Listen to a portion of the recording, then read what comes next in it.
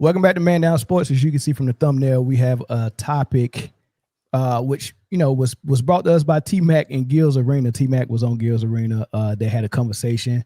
T-Mac kind of went viral with his Kobe Bryant take and him saying that he could have won with Shaq just like Kobe and all that stuff that blew up, and he kind of cleared all that up, right? So I kind of want to get into some of the things he said, or really one of the things he said. But we're not alone. We have guests. We got company today, y'all. We got Katja and Angela. And Angela is I just was explaining to everybody she's kind of TikTok famous, man. So I kind of saw her do her WNBA content and wanted to have her on the show, especially when we were talking WNBA. And it's good that we got her on here right before the playoffs. And same with Katja. I seen her a couple of days ago, and her WNBA stuff was really good. But I'm going to show you how y'all can find them. First of all, in the description box, you can go in there, and I have their links to their TikTok and their YouTube, and that's what you're looking for right there on the bottom lower third.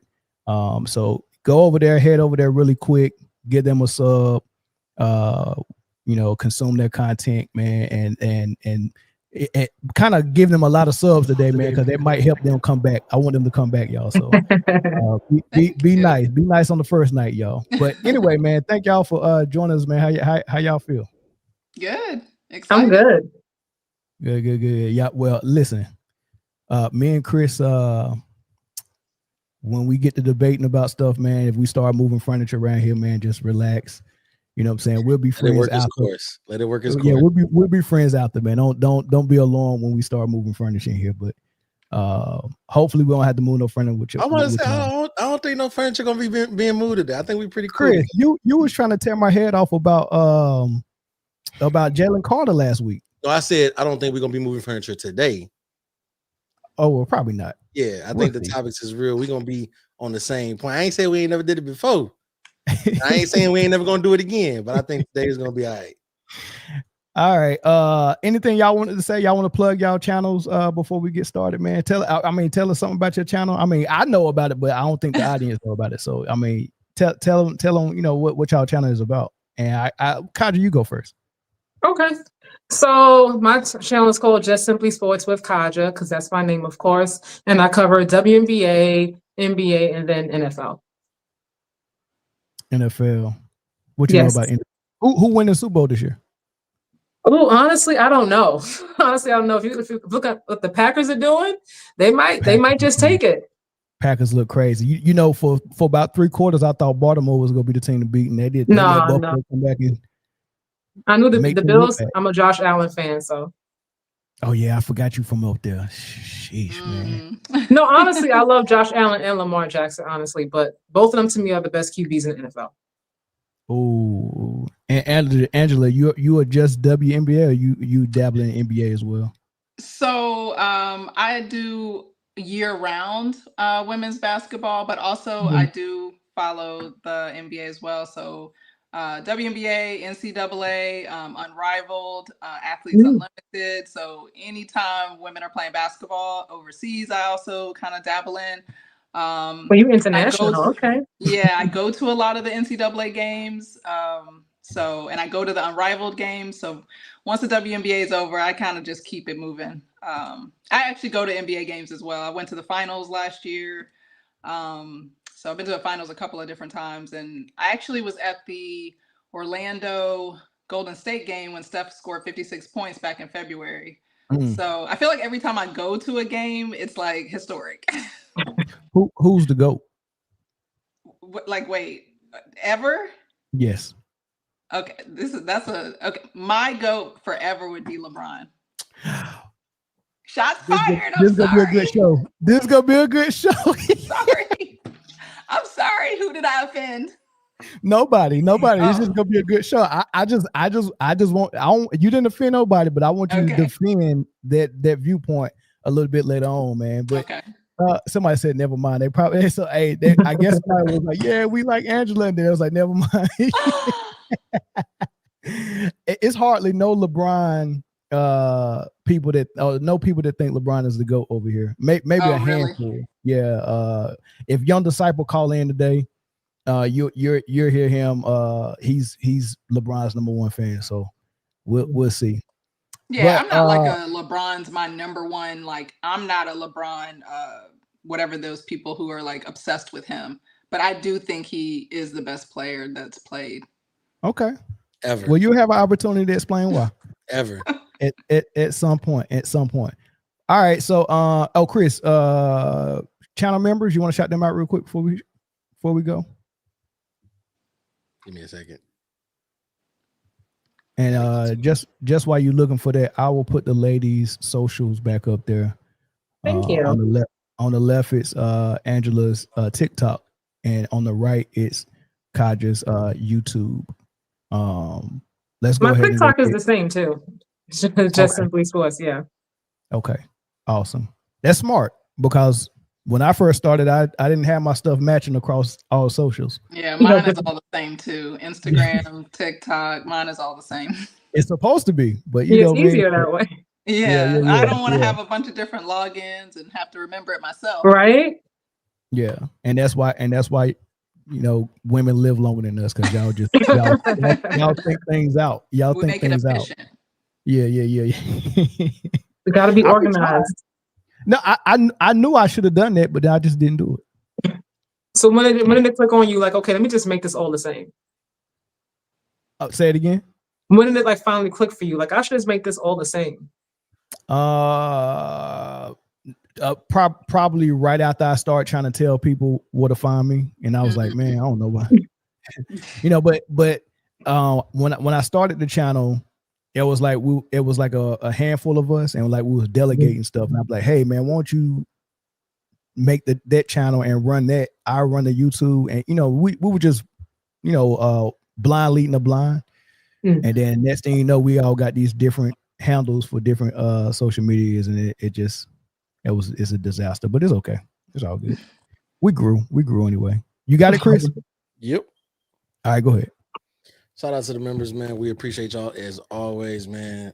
Shy Rider West Sider, Jeffrey Guyot, R Bean, Shay J, WW, Ryan Walters, Taco Master, Steve Calvert, E King, Cedric Franklin, Taco Master, other account, Demetrius Day, Keith Brazil, It's Not That Serious, Ashley H, 6'4 Slim, Mary Lewis, Beaver's older brother, L. Donald, Savon Arnold, Debo 4735, Wizman Ballin, Sarai Lion, Eric C, Michael Young, Mr. Corner 21, The Real Mr. Cropper, B New, Dante, I Mix What I Like, Jamil Morton, I Test Main, Fancy, Hope Peace, Unspoken Voices, Cliff Hill, Andrea Williams, James Reed, Torrance Hall, and Simply Hot Takes. As always, man, we greatly appreciate y'all. And if you're not a member yet, you're missing out. All right, man. Let's go ahead and get started, man. So T-Mac was on Gil's Arena, and the interesting thing that he said was basically that Kobe Bryant being in the triangle and learning from Phil and learning how to play inside of a phone booth with not the space, it helped him develop certain skills that made him a better player than LeBron. And LeBron being the system his whole career and not playing in that type of structure, he didn't have to hone in certain skills that would have made him a better player. So I'm gonna play for you what they said, and then I'm gonna come back. I'm gonna ask y'all what side of the fence y'all land on. I think when we talk about Bron, obviously we hold him to high regards of what he was able to accomplish, rightfully so. But when you look at Bron and you look at Kobe, Bron is the system. Mm-hmm. Do we agree with that? Yep. Bron is the system. Kobe played in a system. Do you think if Bron played in a system like the triangle and Kobe was the system, do they have the same type success individually? That's the question. You got them in deep thought right now, ponder. So put Bron in the triangle with Shaq in the triangle. No, put him in the triangle. I'm just saying, put him in the triangle. It doesn't. Oh, okay, put him in the triangle. Yeah. Okay. Does he have that same success as a player? Oh, Kobe? Both of them. If Cole played like Bron, pace, controlling tempo, facilitating. Oh, pass the ball? Nah, he ain't passing that. No. So Bron. So what you saying? So The 81. No. Okay, so Bron can't play like Bron can't play like Kobe, or Kobe can't play like Bron in the system. Kobe can't play like Bron. I gotta give him those teams too. Then Give him the teams. So I gotta give him the teams he scored all the points on, and they didn't win nothing because he don't care about them. But he's not gonna win, Swag. No, but I don't think LeBron could be like Kobe though. That's the thing.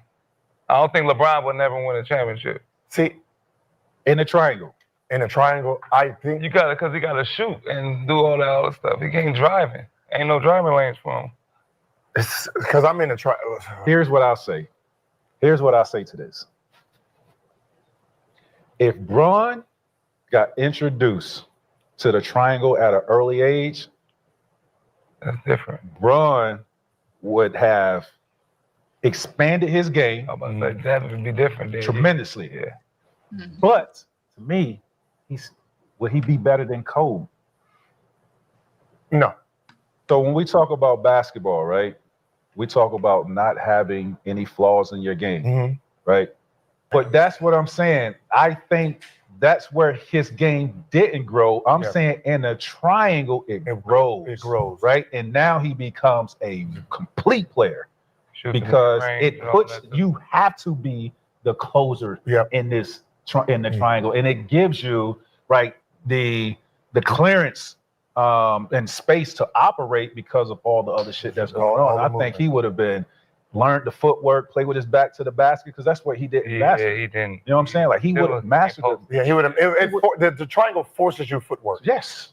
And that's what he lacked. Like he was horrible as a one-on-one player. Doing that though? No, we can only. No. I'm saying he could have. I'm saying in the triangle, he would have developed that. He has to. Okay, so basically toward the end, what T-Mac is saying is he said he would have mastered certain things that Kobe mastered if he was in an offense. So you can take that as saying he didn't master them, so he don't have those things mastered, right? Those are holes in his game. Those are flaws in his game. He was saying his game would have expanded if he was in an offense. So what I'm really hearing is Kobe playing in under Phil Jackson in the triangle actually developed and expanded his game more, where he's more of a complete player, and LeBron still leaves things to be desired, i.e. mid-range, post, one-on-one, playing in a phone booth. He needs the world of space. Like he needs the parking lot. Kobe he can score inside the phone booth in the parking lot. Right. So, and that's important when you're playing with guys like Shaq that clock the lane, because you don't need to get all the way to the hole for your high percentage shots. LeBron do. But I'm gonna go to Angela first, because Angela, LeBron is her GOAT. So I want to hear if you like what you're hearing from T-Mac. Is it true? Do you disagree? Do you have anything to add, et cetera, et cetera? Yeah, I mean, it is always difficult. Well, I mean, obviously they did cross over. It's not like they didn't play somewhat at the same time, but it's always difficult when the game changes so much and you try to place people in different aspects. Like right now you have more of a 3-point game, and, players aren't developing as much, or you have, post players, or I guess we don't really have post players anymore. You have everybody shooting threes and everybody doing these things. So I would agree with what they're saying. I think if LeBron had done those things earlier on, he would have mastered them. So I guess you could say that was a gap, or is a gap, that he didn't fill in his game. I still think he's the GOAT. But even with those holes? Yeah. I mean, it's obvious he has those holes. Don't worry about the comment. That's not for us. It's hard not to read it. I mean, obviously I watched Kobe play. I think he's absolutely amazing. And there's probably 6 or 7 players truly that you could just flip a coin based on, what year, and they could be in the conversation and be great. Kobe is one of them. But if you had to pick one back against the wall, right, I would pick LeBron. Katja, who has the most flaws? If you was talking about LeBron, Mike, Kobe, like who got the most holes in their game? Who has the most flaws? Like can you pinpoint where LeBron needs to be better, or can you do the same for Kobe? Like how do you see it? I remember we were having this conversation earlier. I was texting you. So for me, when it comes to comparing between LeBron, Kobe, MJ, who has more holes, who doesn't, honestly, I feel like like Angela said, like the day and the time is a little bit different than what it was before. So like what players were good at in the 90s, early 2000s, mid 2000s versus where we are now, like the game is different. Like what you excelled in then, you may not excel in now, and vice versa.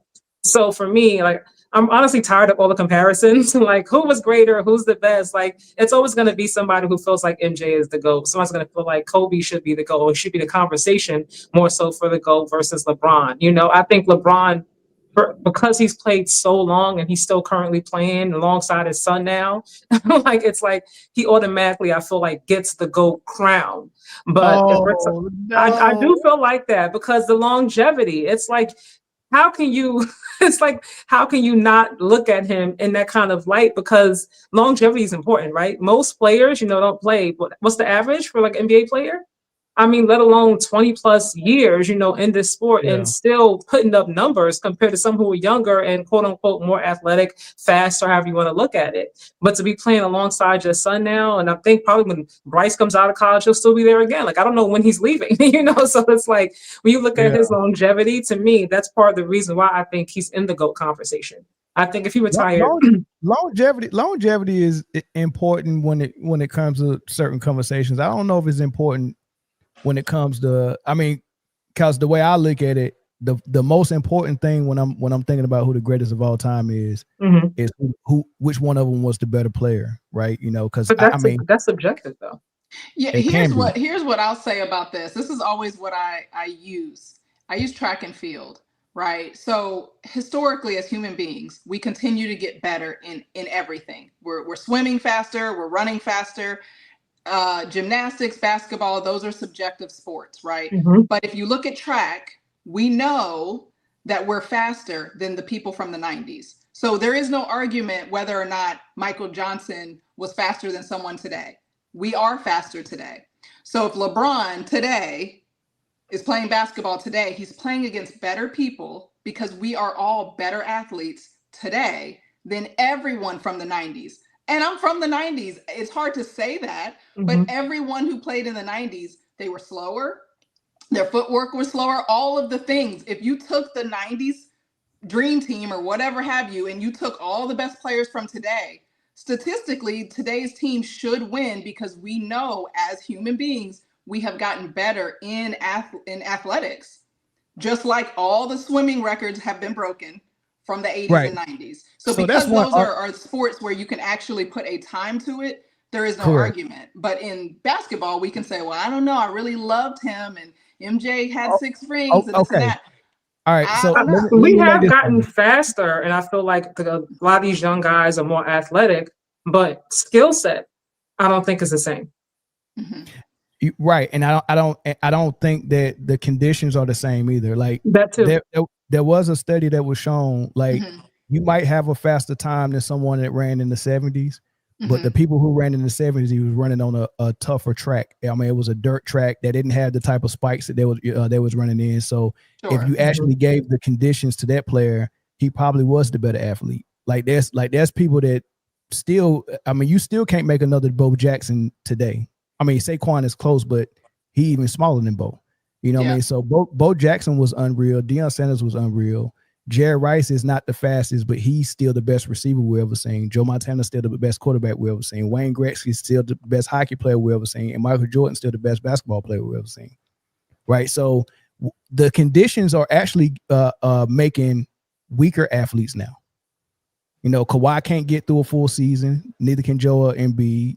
Neither can Paul George. It's just different. Dominique Wilkins, Michael Jordan was playing 82 games. John Stockton played 82 games for like 15 straight years. Like all the injuries are crazy. Right. It's different. So I wouldn't say that, that we're getting faster, stronger, and bigger now. I think, And even Adam Silver, when it comes to basketball, he actually lessened the conditions, took defense away, took physicality away. And when you're playing against a weaker, setting, like we turned the settings down in the NBA, it's actually making weaker players. Basketball, you could say that. I don't know that that's necessarily true for the women. That's not true for WNBA. I agree. Yeah. I agree 100%. But Chris, go ahead. We're gonna open the phone lines up after Chris go. The phone lines. I mean, if LeBron could have played in the system, he'd have played in the system by now. You know, what we're going on 23 years, and it's still just bully ball. It's still, you know, clear out the paint, let me drive, and I'm gonna kick if I ain't got it. And it's been like that for 23 years. So to say that he could play in a first off, LeBron has to be coachable. I don't think LeBron is coachable. I think LeBron is just one shade under being a player coach. Just, you know, without the title of being a player coach, right? So I think any coach that he's had is just a placeholder. Like, I don't think JJ's calling the plays. I don't think what's her boy name? Darvin. I don't think Darvin was calling the plays. I think JJ might be. I think the only one that was calling plays was Ty Lue. Yeah, I think Ty Lue too, but he knew he had boundaries too, though. Yeah. So, and then you talk about a system as structured and as disciplined as the triangle. That just goes against everything of how LeBron plays his game, right? That requires him to not always have the ball in his hands. That requires him to play off ball. That requires him to move without the ball. You know what I'm saying? And we haven't really seen LeBron excel in that area. So no, I don't think. Go ahead. Does that take his stats down, like his total stats, like we see? Like, is it gonna bring that down? Like, so what T-Mac is saying is, if you put Kobe in a system like LeBron's, where he's handling the ball, he's bringing it up, he's spreading the floor, you know, and he's either scoring or making the assist, and LeBron was in the triangle, would it be flip flop where LeBron would have more rings, but Kobe would have all the stats? You think? Are we okay? So we saying like we swapping spots? I mean, just straight swap the careers. LeBron played 4 or 5 years with Shaq, then played a couple 4 or 5 years with Powell, and Kobe played with that Cleveland squad, and then went to Miami with Wade, Bosh, and then went back to Cleveland with Love and Kyrie. Like, if they just swapped everything, but everything else stayed the same, what did they end up being? LeBron doesn't get 5 like Kobe does. Possibly. I don't think Kobe gets 4 though. Kobe will probably get 1 or 2. LeBron will probably get 1 or 2. Yeah, I think both their numbers decrease. Yeah, but Kobe would have all the numbers for real, because if you go you go tell Kobe you can go out there. I mean, Kobe would probably he was averaging 37. Yeah, Kobe will probably average 34 a career. if we being honest, he'd probably average 34 a career. What was Jordan? What was Jordan's 30.7 or 31.7 or something like that? Yeah, something like that. I think it dropped a tad bit when he went with the Wizards. But yeah, Kobe would have been close. Yeah. What y'all think? If they reversed everything, like how did they end up being for their career? I agree with that. What he was just saying, yeah. It makes sense. Yeah. All right, we got a caller, y'all. Let's talk the plays too. Chris, let me know. Caller from Tennessee, can you hear us? Yeah, I can hear you. Can you hear me? Yeah, can y'all hear him? Yep. All right, go ahead. What's your thoughts, man? Hey, everybody. Setting aside some of the one-on-one stuff that I know Gil and Tracy went into a little bit there, I completely agree with Tracy. I'm glad he said what he said. I completely agree with his comments, just regarding the triangle and how LeBron could have benefited from it.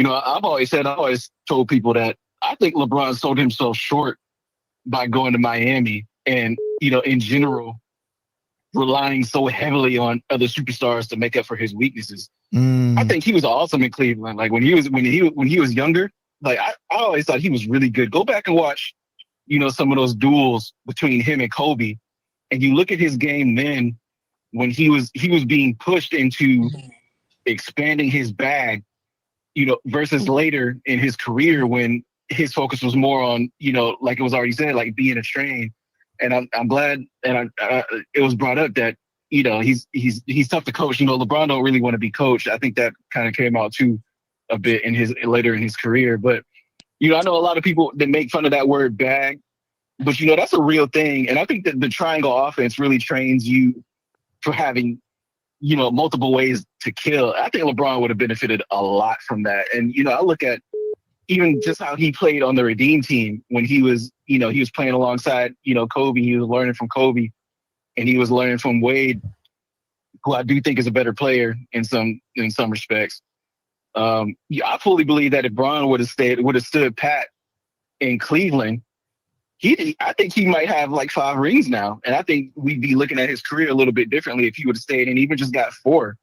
That's all I wanted to say. It depends on if he was going to be dedicated to expanding his game, right? And it's obvious if he would have stayed in Cleveland, it's obvious he didn't have the mental fortitude to keep pushing through that. Otherwise, he wouldn't have went and joined Wade in Miami.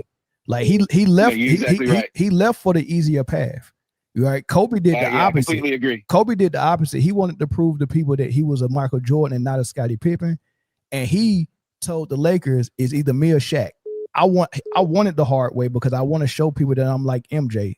It's either me or Shaq. Either I'm leaving or he leaving." Right? So that's a different mind state. Kobe saying, "I want the hard way," and LeBron saying, "The hard way was too hard. Give me the easy way so I can go to Miami with Wade." But thanks for the call, bro. I'm gonna get another call in here. All right. Yep. All right, brother. Take it easy. Yep. Yes, sir. Caller, can you hear me? Hello, caller. Hey, can you hear me? Yeah, I can hear you. Who's it, Siobhan? Yeah. What's good? What's good? What's your thoughts, man? Hey, and everybody get the likes up, man. Let's get up to 150 likes. Go ahead, Siobhan. What's your thoughts? Okay, first of all, I wanted to say that call came in quick because I was like, I just got on. Hey y'all, how y'all doing? I see new faces. I think, well, first of all, I gotta say this. I agree completely with Chris on this one. I think, and I do agree with Tracy McGrady to a degree, but I think when it comes to LeBron in a triangle, I think it would be harder for him because it's going to require a certain level of, as Chris said, mental fortitude, discipline. And I don't think LeBron really, he possesses it, but he doesn't want to use it. Okay. And as the previous caller said, he has sold himself short because he doesn't like to be coached. Mm-hmm. Being in a triangle, and something also similar to the triangle, you can look at the San Antonio Spurs with Greg Popovich when he had David Robinson, Tim Duncan, Manu, Tony. It takes a lot to be coached. So that means for LeBron, he would have to actually become the student. And I don't think he really wants to do that because he's always wanted to be in control. Mm. So in so many ways, he doesn't want to do that. He doesn't want to be challenged in that capacity. I don't think he's ever wanted to since high school, if we're being quite honest.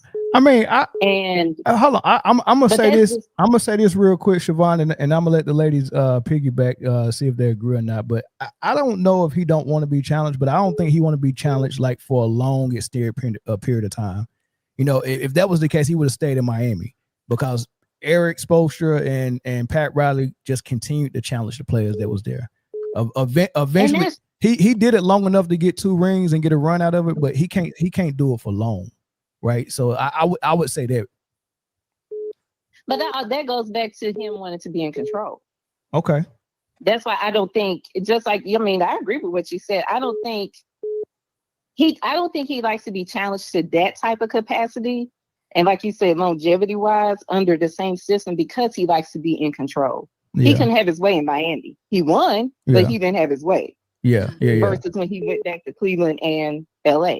Okay. But like you have said, I think the triangle would have forced him to expand his game. Okay. All right. Because if you look at because for instance, real quick, if you look at Michael, everybody knows Mike was always the man in Chicago. And then when they brought in Phil Jackson and Tex Leonard, it forced him in a lot of ways to have to no longer have to be the one to do everything. Okay. All right. But in the process, if it also allowed him to still be able to do a lot of the things, it's not better than what he did, prior to them getting there. Yes, ma'am. Yes, ma'am. All right, Siobhan, look, I'm gonna get one more call in, and then we're gonna move to the next topic, man. I appreciate you. No problem. All right, thank you. What y'all? Hey, we got. Hold on. We got, man. Hold on. Let me take this. I already know what direction this is about to go. Caller from Texas. What's up? You know who this is. What's up, Jeffrey? Man, hey, speak to the ladies because I'm hogging all the time, man. Speak to the ladies. Man, I was trying to be nice. They make it real difficult, though. They make it real difficult. Okay. Can't get a straight answer. Can't. Listen, they gave good answers for sure. They gave good answers. Look, they trying to be. Look, they don't want to crush. They don't want to crush on LeBron too hard, man. They gave good answers, man. Okay, look. Let me put it this way. Have you ever swam in a swim pool and then swam in open water? Yeah. Which is harder? Open water. So the guy that's doing laps in the swimming pool, he did more distance because he didn't have any wave. Oh, we lost him. Jeff, we lost you. Dang, Jeff, my bad. Well, this is the last call we're going to take. This is a caller from Illinois. What's up? Be quick. You got about 45 seconds. Man, finally I got through. I guess I would just say this, man. Being a Chicago fan, watching Michael Jordan since he played with Sam Vincent, I'm surprised to hear people from other states, picking Jordan as a GOAT. I thought once time went on, the people from Chicago was going, be going against Magic and all these other people. I'm just surprised to see, people from New York, people from Miami, and other people being real about, Jordan being the GOAT. And that's kind of how I know it's kind of stamped because I remember how much, all these other cities used to hate Jordan. So for them to come out now and just be real like that, it's just, to be honest with you, it's just I guess you could say, just a cherry on top for Mike and, the legacy that he left, man. Okay, man. But go ahead. I'm going to call another day, man, because there's a lot I've been wanting to say. I've been watching you for a minute. I never got through this my first day. Hey, man, I appreciate that, man. What's your name? My name A-Lives, bro. A-Lives? Like 8 lives, like L-I-V-E-S. Oh, 8 lives like a cat, but 8 lives, not 9. Wait, what happened to the one? You lost one of them already? How you get the 8? Hey, listen, man. Hey, lock me in, bro, because I got a lot to say about the Derrick Rose era with the LeBron going to Miami too, bro. All right, man. I'm gonna lock you in. I'm gonna put you in there as 8 lives, man. I'm gonna give you that one. I'm gonna put 9 lives, dog. I'm gonna give you that one back.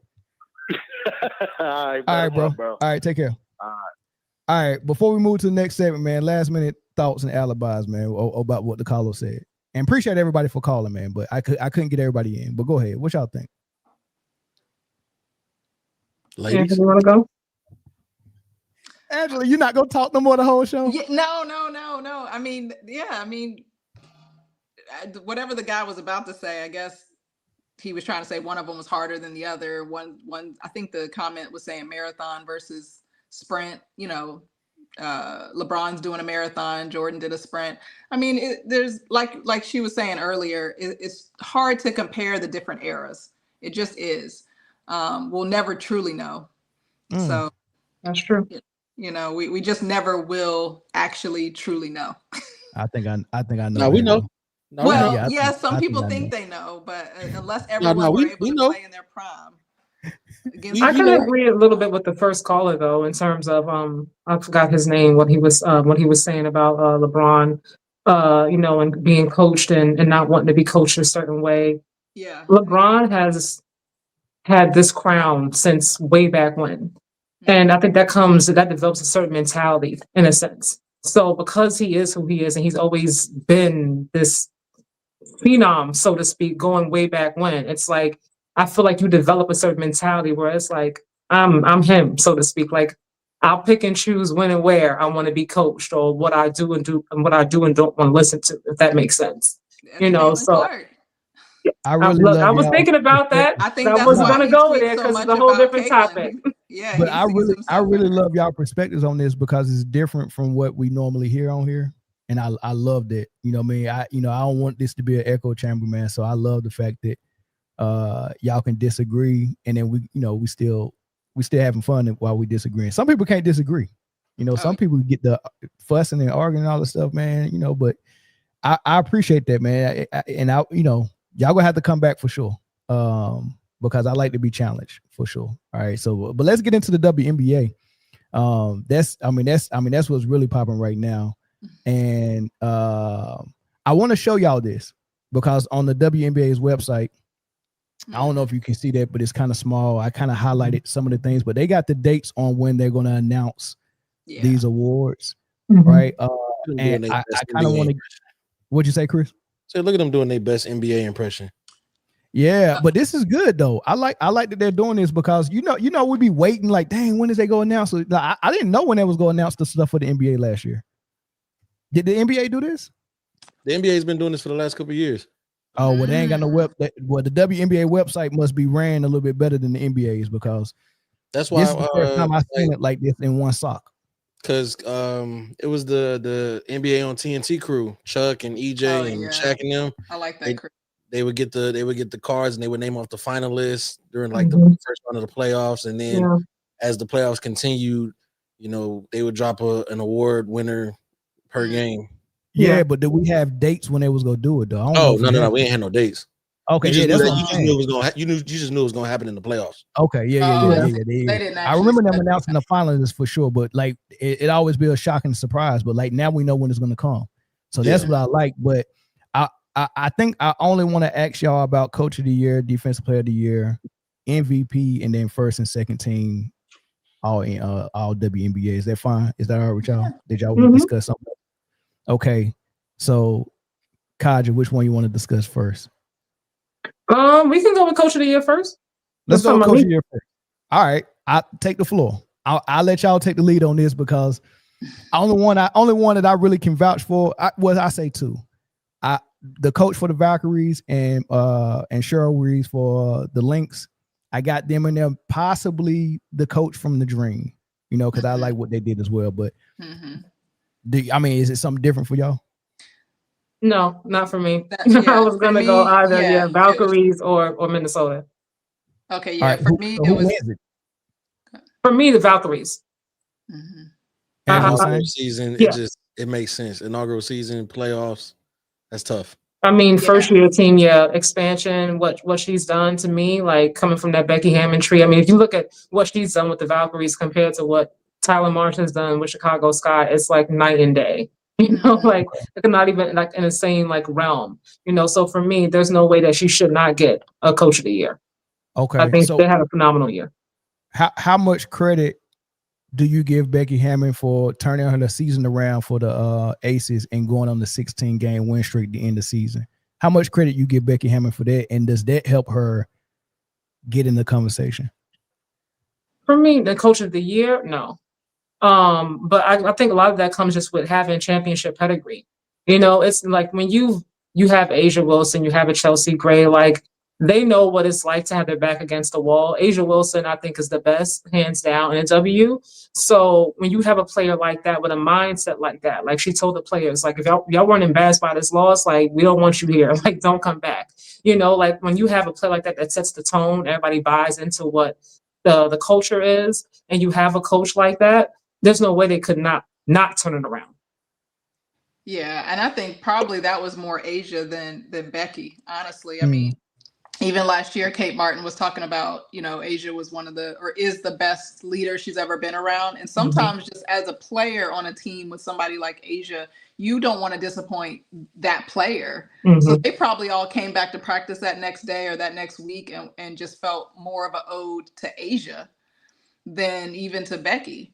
But I don't think that puts her in the Coach of the Year conversation. I did think it was I think it's Natalie. I think Carl from the Dream would be a close second, but if they didn't have an expansion team, I think it would be him for sure. They've hit a record for the most wins in league or in franchise history. in ATL. It's his first year. So if they didn't have Valkyries and they weren't an expansion team, I think he would definitely be a second coach of the year. How do you say Natalie's last name? I don't know how to say it properly, so I'm going to mess it up. I believe it's Natalie Nakasa. Yeah. Okay. I didn't want to butcher this. I was like, yeah, Valkyrie's coach. Shout out to Big Dog Talk Sports. He said salute to the panel. Shout out to my dog Katja. What's up, Big Dog? Yeah. So we all, it's a consensus for Natalie, the Valkyries head coach for coach of the year. Like, ain't no competition. For me, if I had a vote, yeah. You on that too? For me, it's as simple as the fact that the Aces did what they were supposed to do with the team that they have, right? You're not going to get extra credit. You're not going to get extra credit for, producing the record that you're supposed to have. Exactly. Yeah, you got off to a bad start, but like, look at the team that you have. Exactly. You have championship pedigree. You've been here before. You have a multi-time MVP. You know what I'm saying? You have superstars. The Valkyrie, when you do an expansion draft, the players, you're not getting the team's best players in that expansion draft. So to be able to, you got a first year head coach, you got a team with no superstars, you know what I'm saying, and you can make the playoffs in your first year with that. That's more impressive than going on a 16-game win streak when you were supposed to be the head and heels above the rest of the league anyway. Okay. Well, there have been some changes though. The Aces, they did lose some. They lost Kelsey Plum, so there was some changes that were made as well. So they did still have to make that adjustment. But I get what you're saying, Chris.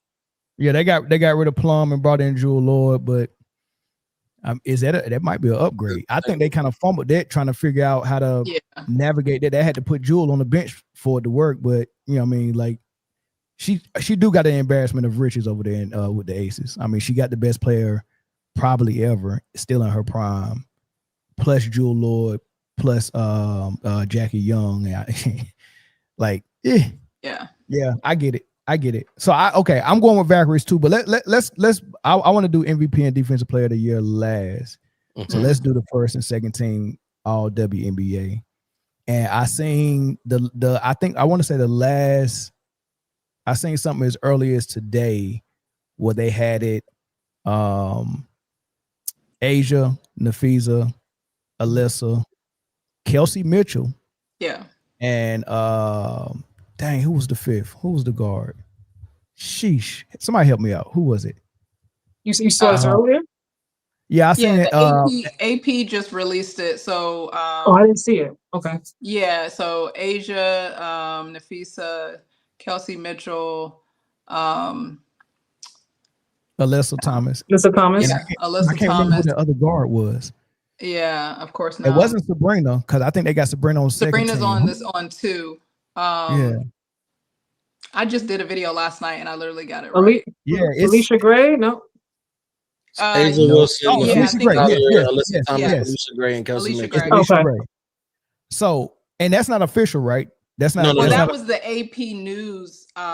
They have their own separate. So no, it's not the WNBA's. Right. Okay. Do you think that's gonna be accurate? I think that's gonna be the same first team. I do. Yeah, I like that. What does that mean for Kelsey Mitchell and the Fever? Because I listen, this is fascinating to me that I hear a lot from Caitlin Clark fans that Kelsey Mitchell didn't do anything before Clark got there, and it's a blessing in disguise that she went down and we was able to see her lead the Fever to about 23 wins, right? Without Caitlin Clark, get a playoff berth, all types of adversity, injuries all over the place. She make first team, she make all-star. She's averaging 20 plus. I mean, she really led that team, whether people want to give her credit for it or not. Like, but what does that say? If this girl make first team all NBA, what does it say about the Fever? What does it say about Caitlin Clark? Or does it say anything at all? Well, oh, go ahead. I'm sorry. Go ahead. Well, you've got people who are saying that, but they didn't watch the Fever before Caitlin. So what are they talking? I don't know what they're talking about. How did they know what Kelsey was doing before Caitlin got there? They don't know. They didn't make the playoffs. That's all they going off of. Oh, she okay. didn't make the playoffs. Yeah, but the team was a completely different team. I mean, Atlanta hasn't made the playoffs since 2018. They still had Ryan Howard, who, is who she is. So sometimes, Paige Becker's team didn't make it. I mean, you're going to have stars on teams and they not make the playoffs. You have to still have a team around that person. So the team has been built up now that Caitlin is there. It wasn't just Caitlin came. So I think that's the difference. Yeah, the team got better players when Caitlin. They weren't. I mean, the front office knew what to do, right? And I'm sure Kathy, the WNBA commissioner, was like, make it happen. Make sure the Fever. I mean, this is their moneymaker. We don't want this team. Maybe don't make them a aces and load them with all Olympians, but you need to make them a contender. However that is going to work. The fact that they just happen to have a lot of injuries this year obviously was just something that happened, but they built around her, something of course Chicago hasn't done with Angel. Any disagreements with the first team, Katja? If it ends up being the way the AP put it, if the WNBA got those 5 ladies, do you have any disagreement or anybody you want to slide in there? No, I agree with that completely. So I was like, I knew it had to be Alicia Gray when you were trying to figure out who the last person's name. I'm like, it has to be Alicia Gray. I couldn't see anybody else not being there. But I will say, I think for Kelsey Mitchell, what it says about her is that she's exactly who she thinks she is. Like she can shoot her ass off. You know what I mean? Like if you go back and look at her stats, she's been doing the same thing since before Caitlin Clark got there. It's not like her game was elevated or it changed once Caitlin came. Like she's been averaging the same amount of points, assists, and things since before Caitlin got there. It just didn't have a losing record. And most people didn't, like she was saying, didn't really watch the games before because people don't really watch a team who's losing. Like it is what it is. They don't really know how the person played. But they also had Leah Boston, Lexi Hall was there. So like she said, the team is different than what it was. And a brand new coach, the second coach, because they had sides last year. There's a lot that's different now. So I don't think it takes away from Caitlin Clark and, what she does, but I think it's finally nice to have a highlight on Kelsey Mitchell and how talented she is and getting the recognition that she deserves. Yeah. She almost like the female Kyrie Irving, man. She's really quick, really fast. She is quick. People can't stop her from getting to the hole. She got a layup package and she can shoot the pill off the ball. There was an interview they asked Alicia, Sabrina, Kelsey Plum, a couple other guards, who was the hardest guard to guard, and they all said Kelsey Mitchell because she's fast. So I remember think that. about her peers are like, I hate guarding her. Yeah, honestly, I think she's better than Caitlin. I do too. Yeah, I would agree. I do too. As a matter of fact, I think I probably can name 6 guards better than Caitlin, and 2 of them are rookies. Right, Paige, Sonia. Yeah, right. Sabrina, that's 3. Kelsey, that's 4. And I'm not gonna count the big guards. I'm gonna count the ones that play point guard a little bit, right? So I'm not gonna say Alicia Gray, but I think Alicia Gray better than her too. Who else? Who am I missing? I'm not gonna say. I used to say Drew Lord was better, but I don't know. Is Drew Lord better than Caitlin? I don't know. When she was in Skylar is better for sure. Skylar's better than Caitlin Clark. I think she's more aggressive than Caitlin Clark. She's better.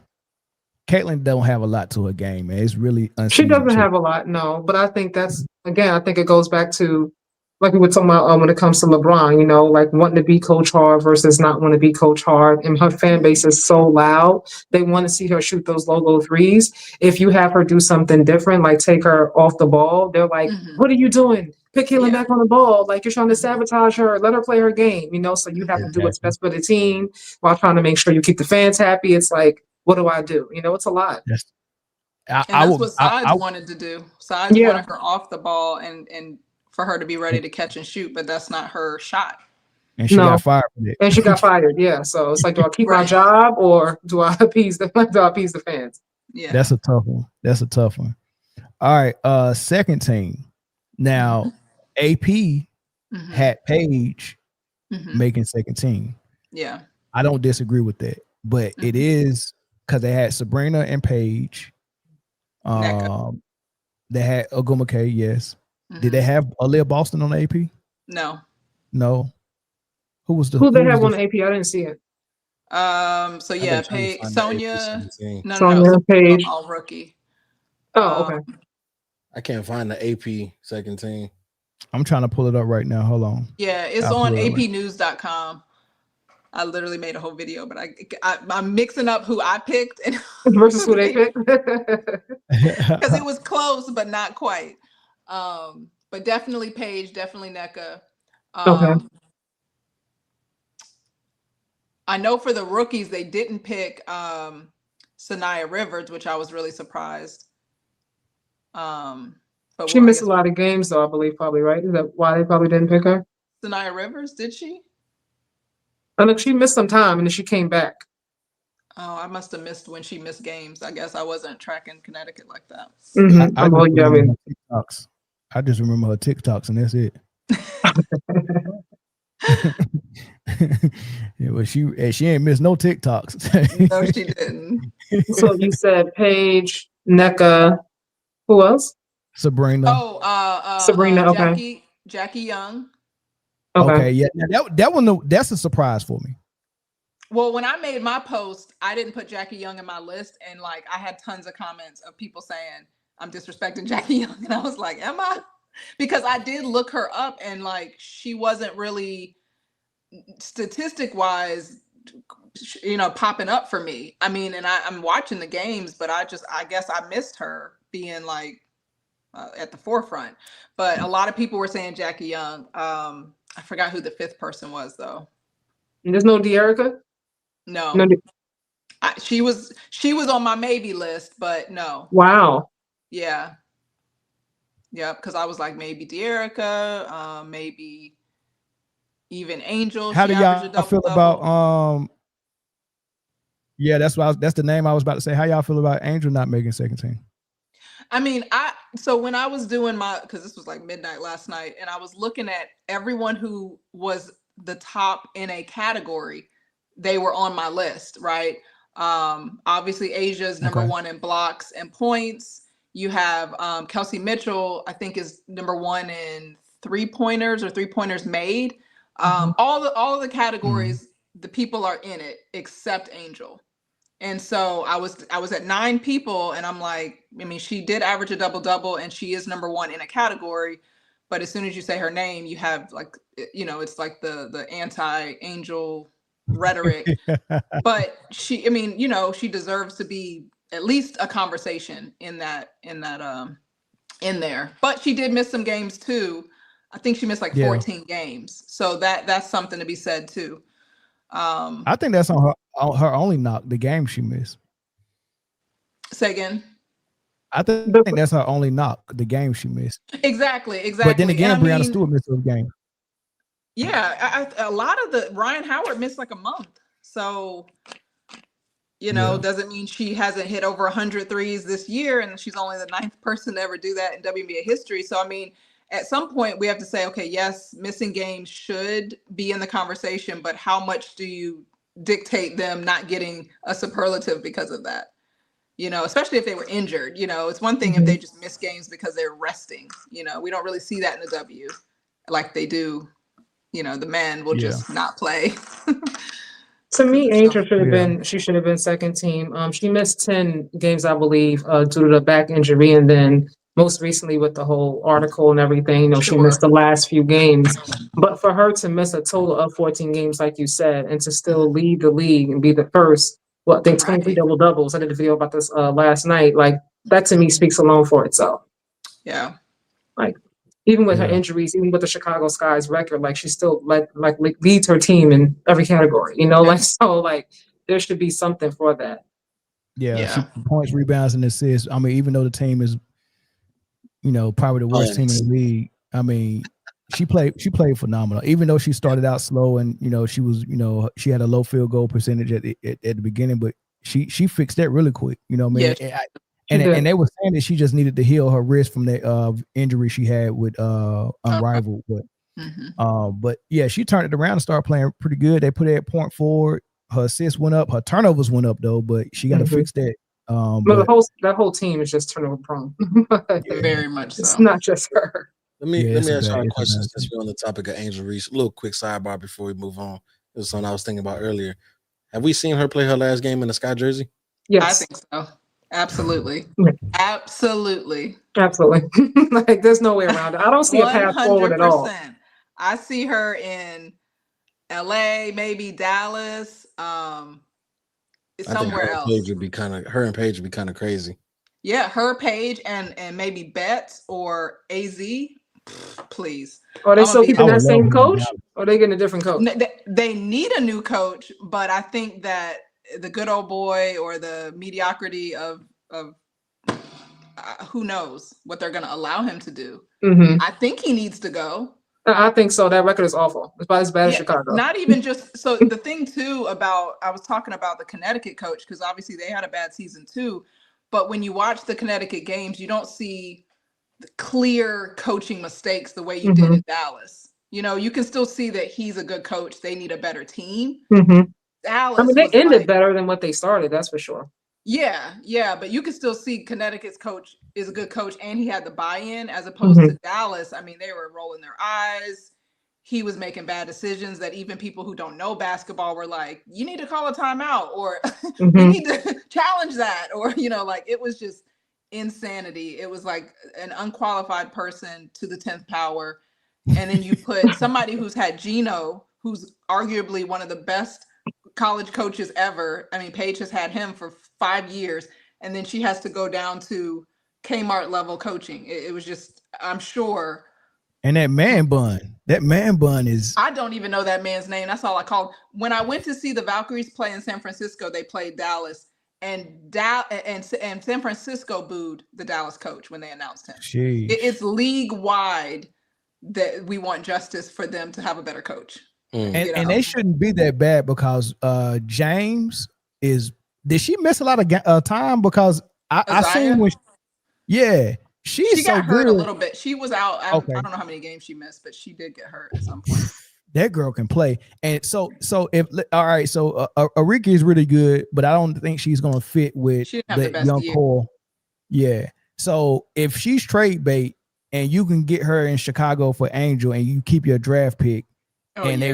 It's a really good chance they get 1, 2, or 3, in the draft. Like, who are the prospects coming out that could help them?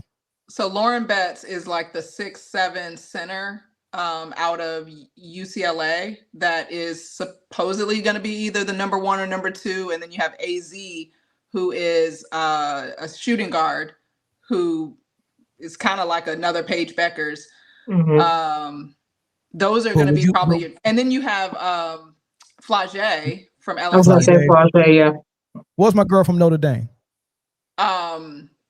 Hidalgo. Yeah, Hannah Hidalgo. Hannah, I like Hannah. Well, I don't like Hannah, but Hannah as a person, but as a player, you don't like her size. Yes, that's exactly what I was going to say. I'm concerned about her size in the W. I really like Haley Van Lith. You can, because who was the one, and I hate that I don't remember her name, but she was like number 3 in scoring the same year that Caitlin broke the record, and she was really short, and I think she didn't get drafted, or she got drafted and got cut because she was really short. I can't think of her name. Yeah, me either. That was her deal, and I think because Hannah's like 5'6", and she's not particularly strong. A lot of her shots are fadeaways, and like her drives are like even like the Caitlin drive. Like, I'm gonna kind of throw it and fall, and I don't know that that's gonna translate in the W. I really don't know if that's gonna translate in the W. It might, and she might be like a Kelsey Mitchell and be super fast and make it work. But I don't know. I wouldn't gamble. I wouldn't pick her as a top 10. I mean, so you would rather go with the center if you Dallas, or you would rather go with Fudd? I would pick Fudd, but a lot of people on my TikTok say they would pick Betts. Betts to me is kind of like a Camila Cardoso. She's tall, but the bag is not very big. Okay. Like, and in college, because she's so tall, it's a turn and shoot, and it's all day long. Yeah, it's not going to be like that in the W. Juju Watkins blocked her 7 times in one game because Juju figured out she had 2 moves. So can Betts play basketball? Sure. But the W is just like a whole nother thing. And I think when they're playing, again, 18, 19-year-old college people who are 5'8" to 5'10", maybe a 6'2" person here and there. Yeah, if you're 6'7", it's like all day long. You get to the W, it's going to be Malunga down there, blocking your shot. So, I mean, Dallas definitely needs some bigs because the ones they had this year were not good. Mm. And to me, they can bring in other players, but if that coach is still there, I think they're going to still have the same. Yeah, I mean, because coach, I think people kind of underestimate like how important having a good coach is. Oh, a coach that if knows Natalie what they're was doing. there, they'd be in the a whole different team. Yeah, they'd be in the playoffs right now. I want to see Angel with Asia Wilson or Nafisa Collier. I want her in Minnesota, or I want her with the Aces. So how do the WNBA do they do a lottery or is it worst record? It's a combination.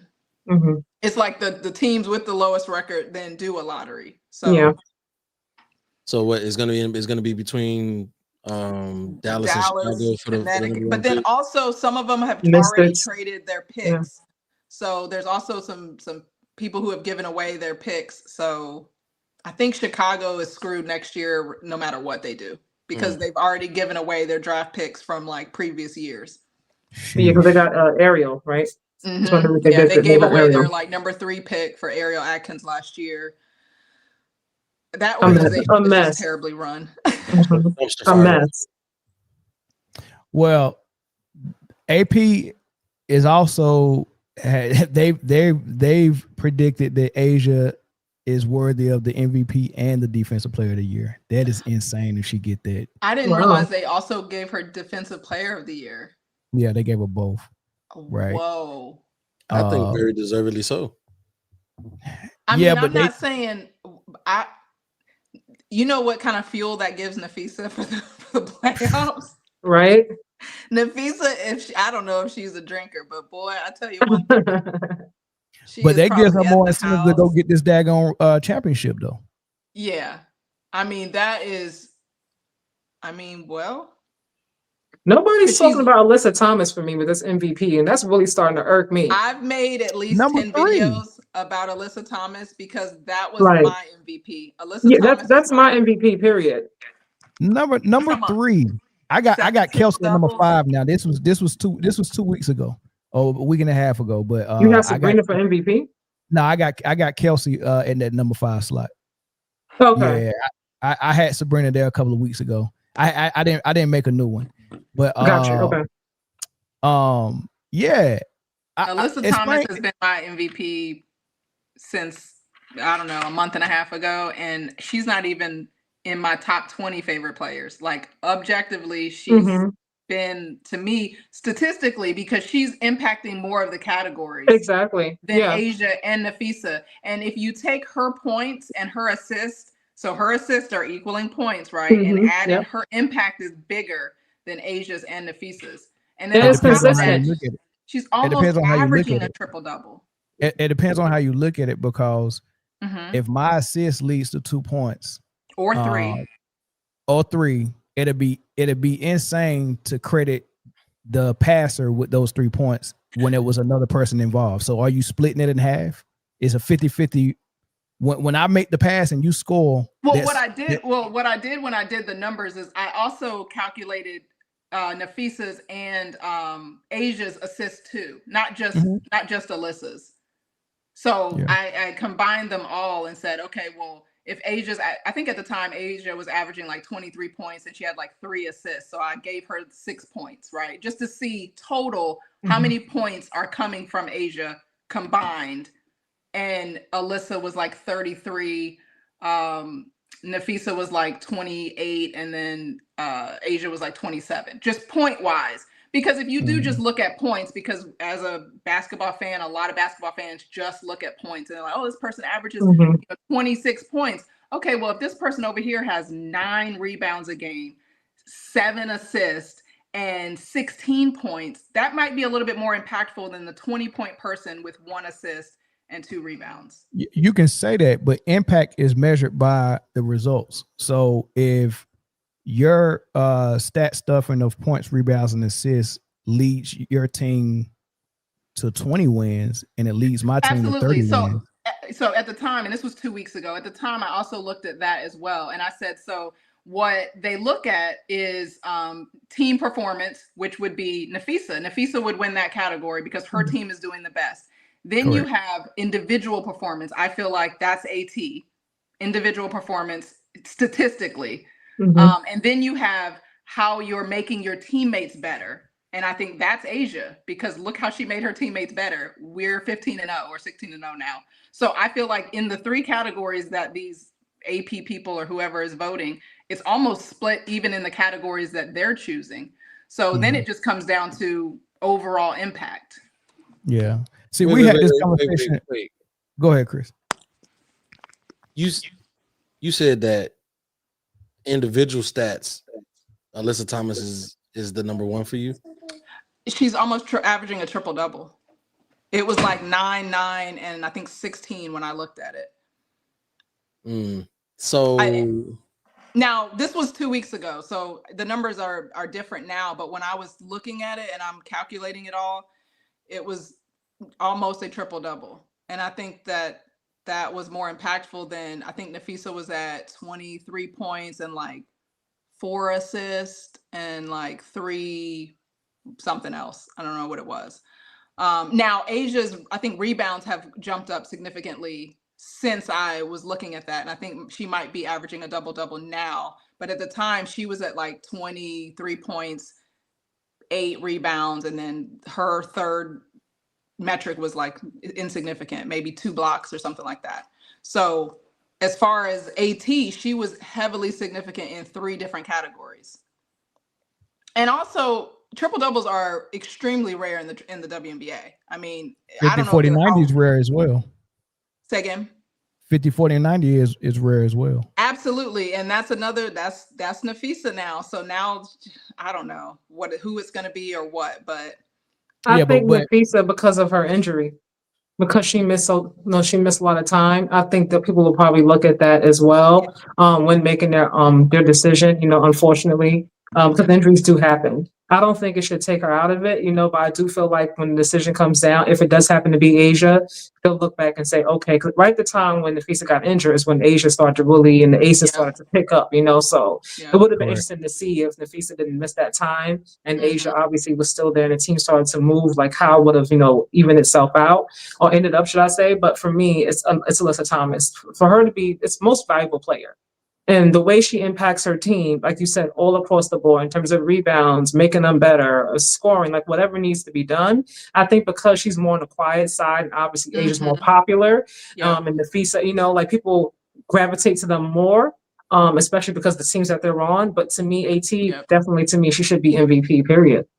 And AT is getting these assists in a forward position. She's not a guard. So that's another thing to talk about. We have guards in the league that have nowhere near the assists that she has. So, that type of insight as well. So, she's the forward, but she's also the facilitator for the team. Just like Jokic is at Denver, and just like Caitlin. So this triple double is what happened to the NBA starting with Westbrook, and they put themselves in a tight spot because now you have to honor it every single time. Like Jokic got the MVP almost averaging triple double. And then when he actually averaged a triple double, that was like, well, you got to give it to him again. Like he almost averaged a triple double and won it. So if he actually averages one, you got to give it to him regardless what SGA did. Regardless how good his team was, regardless what he did on the defensive end, and Jokic didn't participate on the defensive end. So you set yourself up, and the precedence we're about to set, if someone gives Alyssa Thomas the MVP while there's 2 or 3 teams better than her team with players performing on that team on both ends of the floor. Now you're setting the precedent because we already know Caitlin Clark plays triple-double basketball. We're going down now we're setting the precedent. Every time she almost averages a triple-double, she's got to be number 1 for the MVP. And I mean, it'd be one thing if Alyssa Thomas's team didn't make the playoffs and they were terrible, but they're not. I think they're in the 4th spot. I think they're in the 4th spot. Yeah, so I mean, I guess if her team was terrible and had a losing record, sure, but they're not, and they're contenders. I don't think they'll win it, but it's not like her team is terrible. They've been consistent. She's been consistent throughout the entire year. I agree. She's been consistent for the last 3-4 years, and she still ain't got that shoulder surgery she need. Yeah, I'm like, baby, please go get the surgery. Like she's saying she don't want to miss no time. I'm like, baby, you shooting free throws like daggone. Come on, Thomas, go get the surgery, baby, please. You know, I don't get it, but I don't know. Good combo. Chris, you had anything to say before we get into the playoffs? I think for me, it's a 2-woman race between Nafisa and Asia. I mean, also, if you look at Nafisa, I mean, look at the Lynx. The Lynx is a stacked team. I mean, look at the depth on that bench. Like, look at the record when Nafisa missed games. Like, they still won pretty much all those games. Like, it was like, what? There was 7-3, 8-3, something like that? That was the other thing I did. So I did a video all about this, but that was the other thing I looked at. How did these teams do without the so-called MVP? Well, without Asia, the Aces suck. Well, without Nafisa, we don't even know that she's gone. So that makes a difference too. It like, does. how impactful are you to your team? Yeah, when you come back, you're going to score 30. But if you didn't score 30, somebody else will. Well, I mean, that's the difference. But sometimes you got to dig into that, because maybe that is part of the reason why I am the MVP, because I am impacting them. Because when Michael Jordan, team is just stacked. They're just better players. When sometimes teams just play really good basketball, and sometimes they have leaders that put good habits out there that actually make your actual teammates better. Like, but can you sustain it while they're not playing? And they did. Right, and that's a good thing. That's not an indictment on your best player. That, I mean, put it this way: if y'all start a business and you're the president and I'm a vice president, when you take vacation, the business shouldn't fall by the wayside. You should have put things in order that they can survive without you. When Michael Jordan retired and played baseball, the Bulls won 55 games with Scottie Pippen at the helm.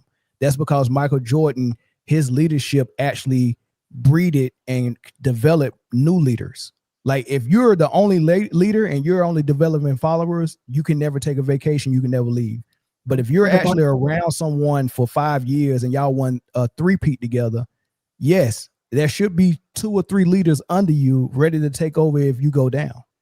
Right. So it's actually an indictment on a player when they're in their absence that their team falls apart. Right. If I take a vacation, Chris will run this podcast exactly the same way I run it. We won't miss a beat. That's leadership. Right. So, it's not supposed to fall by the wayside. So let's say about Asia, if she happened to miss games, 10 games, would they still look the same way? Is that an indictment on her as a leader? It might not be an indictment on her as a leader, but it is an indictment on how she's set up as the single point of failure. Like, I never reward someone for their team falling apart when they in their absence. Like, I never would do that. Right. I actually look at you pretty bad. Yeah, but I understand that. But let's get into the playoffs, y'all, because the brackets are set. Well, why I don't have everybody added to the stage. Right, I was like, wait, it says I'm in the backstage. The brackets are set. Yeah, y'all want to start with the 1-8? And this is the first year, correct me if I'm wrong, Katja and Angels, this is the first year that they're doing best of 3 in the first round? No, it was always best of 3, but now it's going to be the finals will be best of 7. That's what's new. Okay. The first round was always best of 3, but what it used to be is the higher seed got to play the first 2 games at home, and then the third game was, if necessary, at the lower seed, which meant that a lot of times they never got to play it. Now it's higher seed, lower seed, and then if necessary. So that means everyone gets to play at least 1 game at home. Which is great for the home crowd of all the teams that made it to the playoffs. So I think that was a great change. Yeah, because that sucked because the Fever fans didn't even get a playoff game last year. They got swept. Right, exactly. They're going to get swept again. Yes, that's the plan. I don't think so. I actually don't think it's going to be a sweep for any of these. I think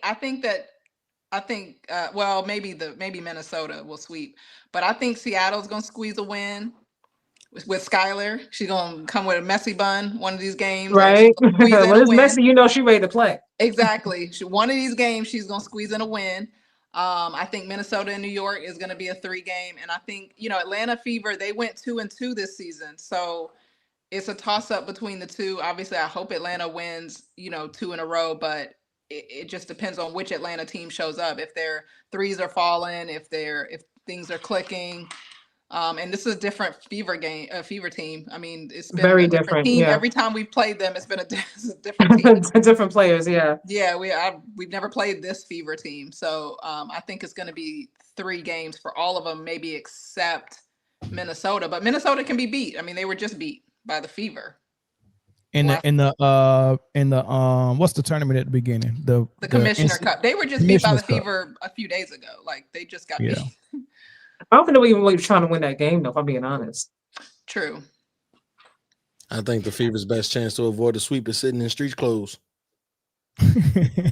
Yeah, look, I'm with Chris. I think that Dream Fever is a sweep as well. I mean, I know they split the regular season, but I mean the playoffs, man. Oof.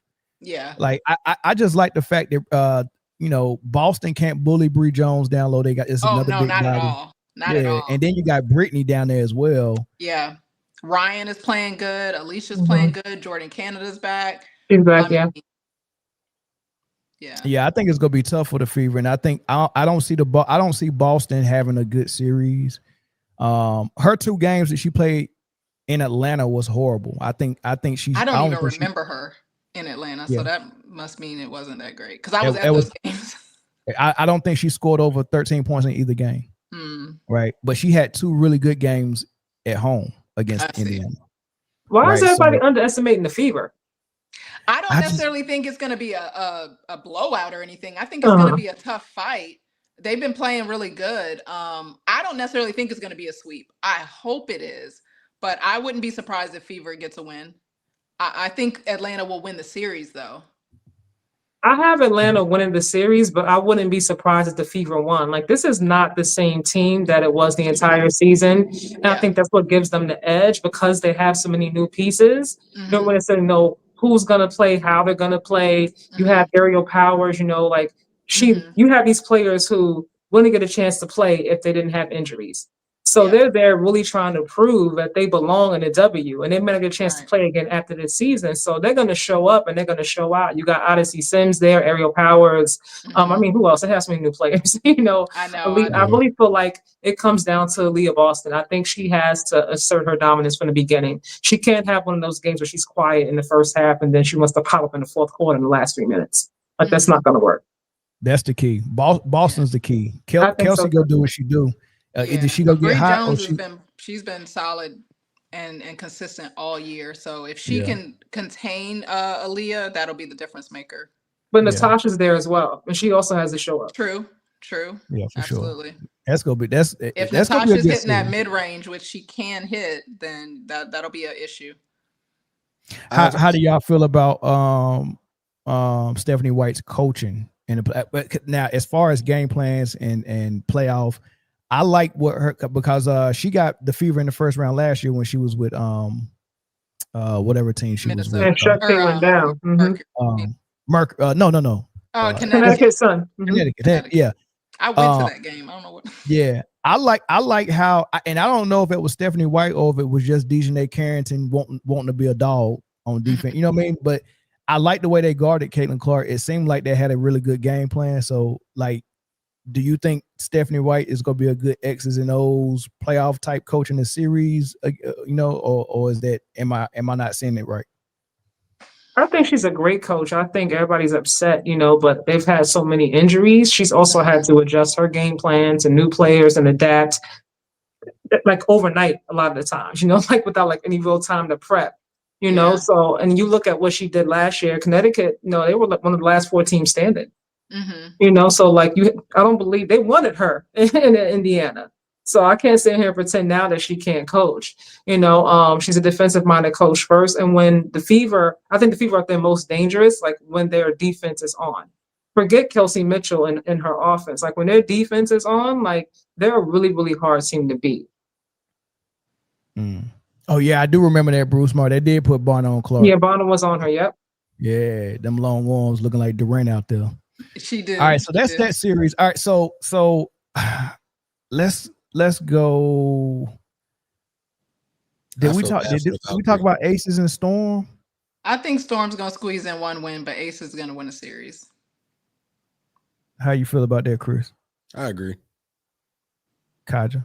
I got the Aces because, like they've been consistent the past, 15, 16 games in a row. For me, Seattle has been very inconsistent, like the last month, 2 months. I don't know what's going on. Like, you don't know what Seattle team you're going to get. So for me, I'm going to go with the Aces based on that alone. Yeah. So ain't no upsets in the first round for y'all.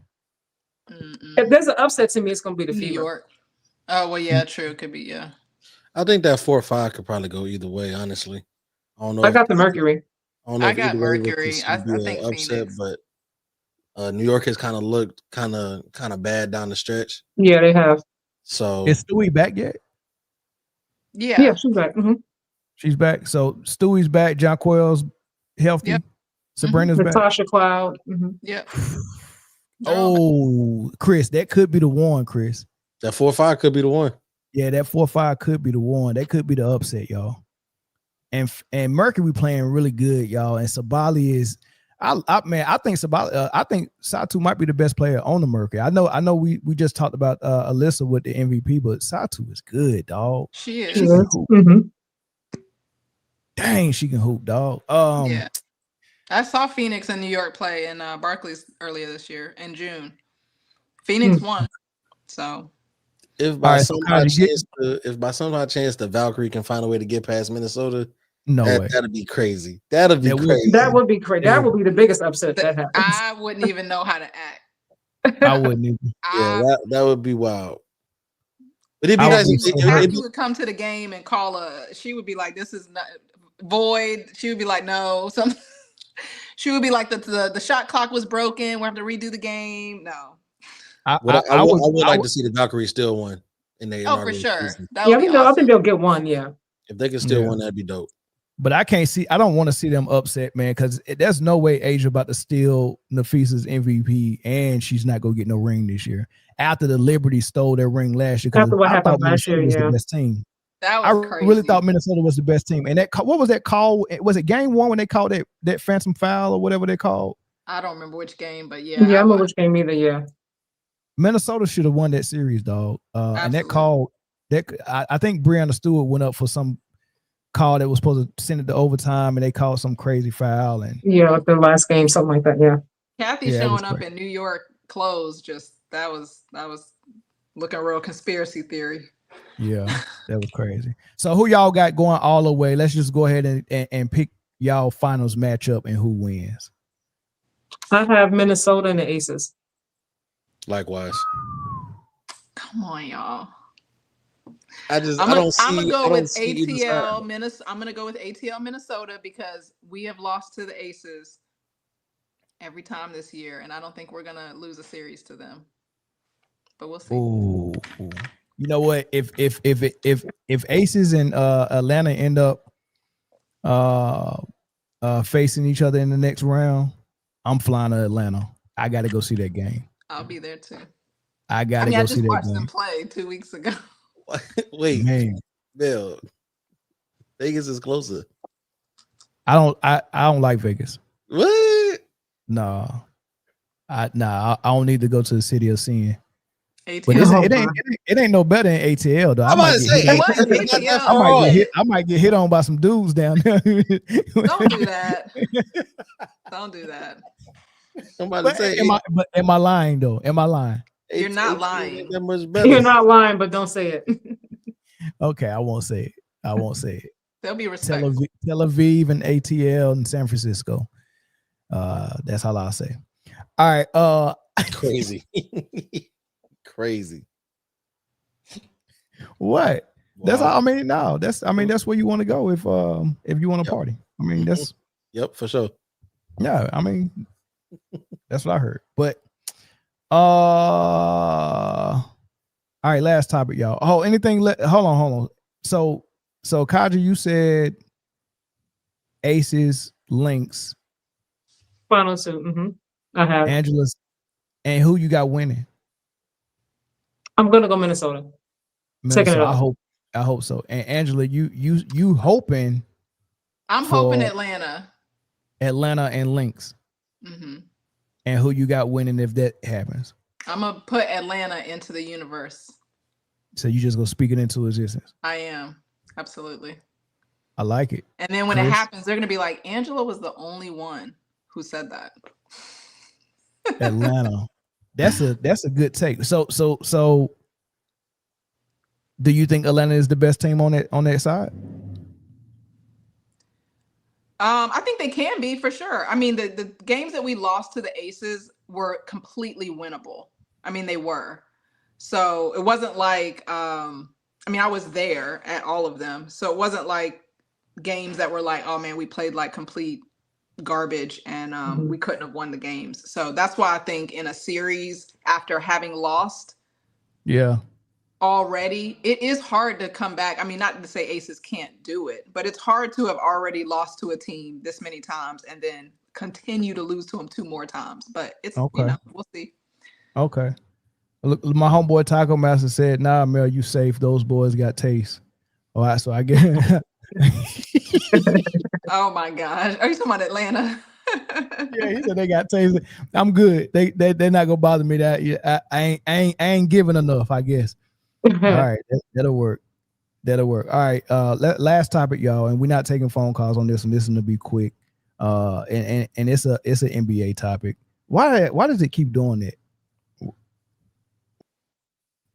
Oh, we can hear you. Yeah, you can't hear me. We just can't see you. Oh, okay. I see what I did there. My bad.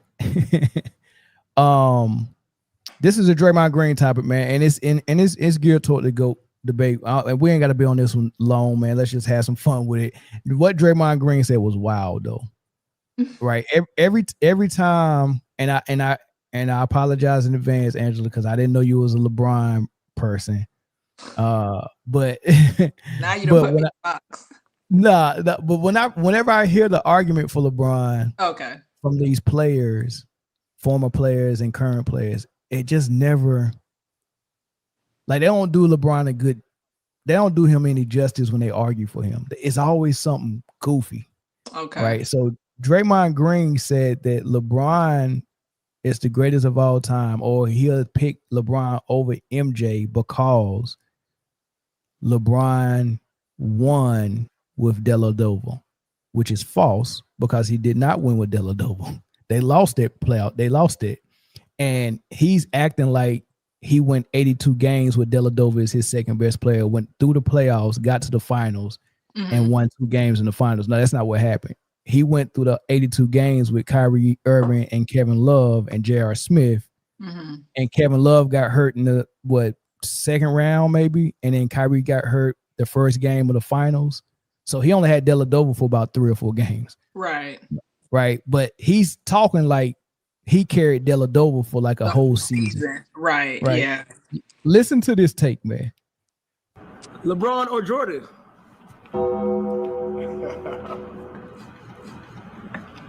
LeBron or Jordan, and why? Bron or Jordan, and why? MJ is crazy. I grew up watching MJ. Be honest. Who is like? It's so tricky to word it. It's just like, who do you think is just better? Who do you think is just? I don't know. I don't know how to word it, but like, LeBron or Jordan. Simple as that. The reason why is because it's Bron, because